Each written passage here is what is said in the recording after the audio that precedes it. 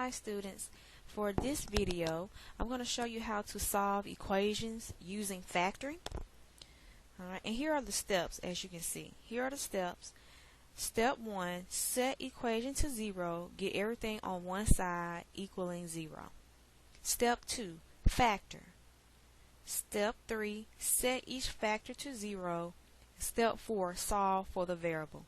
And if you want to get these steps, they are in the semi-guided notes for this section. This is actually section 3.4 here, but these instructions or these steps apply for any equations that we'll be solving in the class.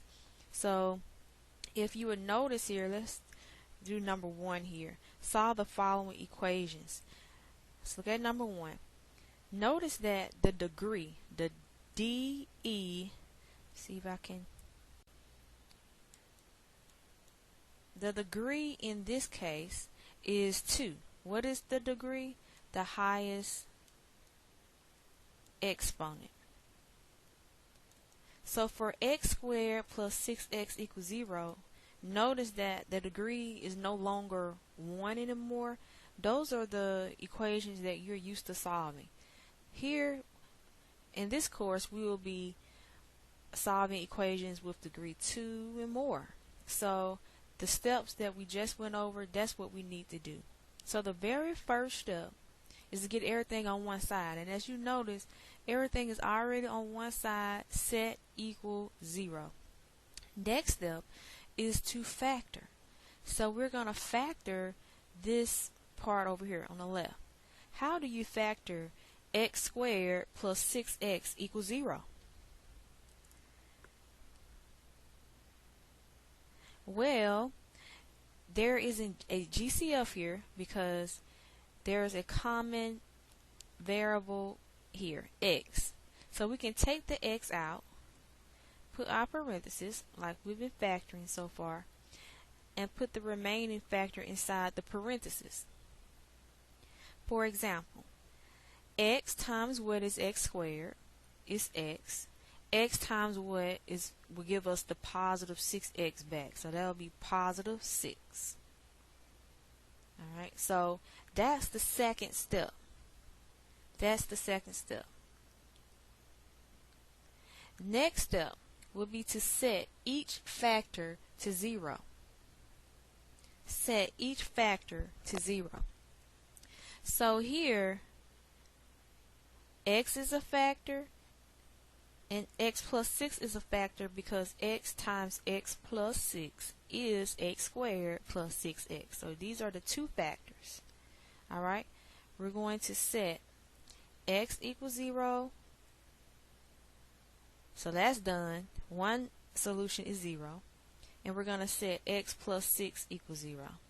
Here we have to solve for x.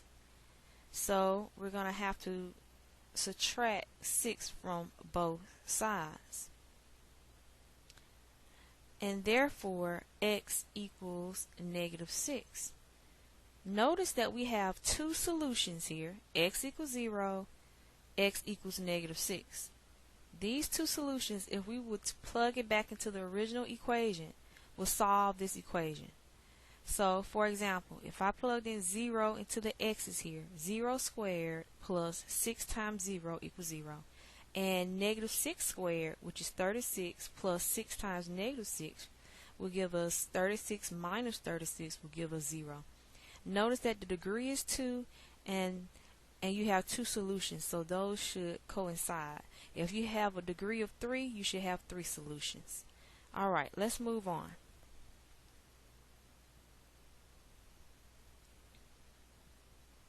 The next problem I want to do is w squared minus 4w equals 5.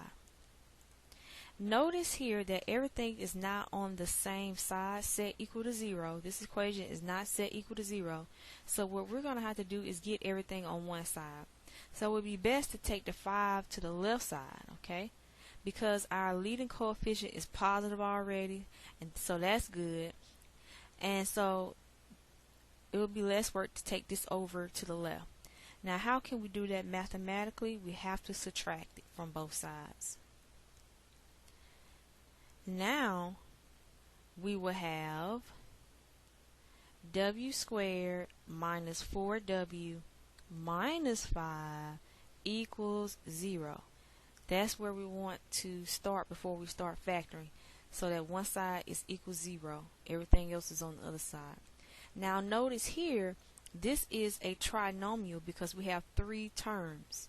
So notice there's no GCF out of all 3 terms because there's nothing in common with all 3 terms at the same time. Therefore, you're going to have to use the easy case. The leading coefficient is 1, so we can just go ahead and factor. Put 2 set of parentheses.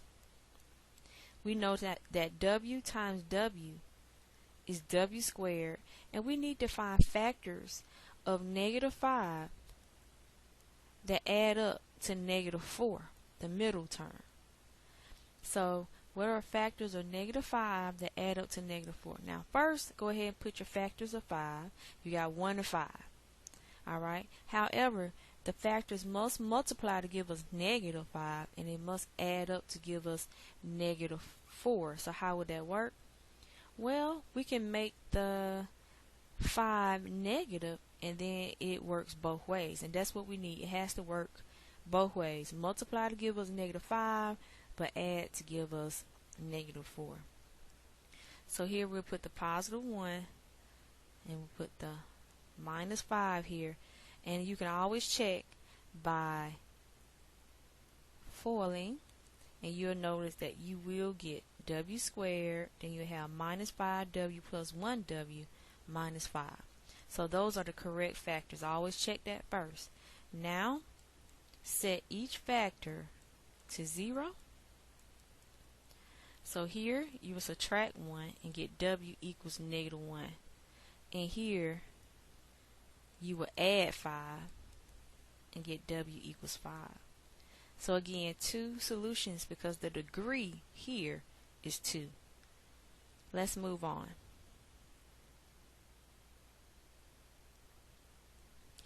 What about 5b x squared minus 3ax equals 0, but we're solving for x?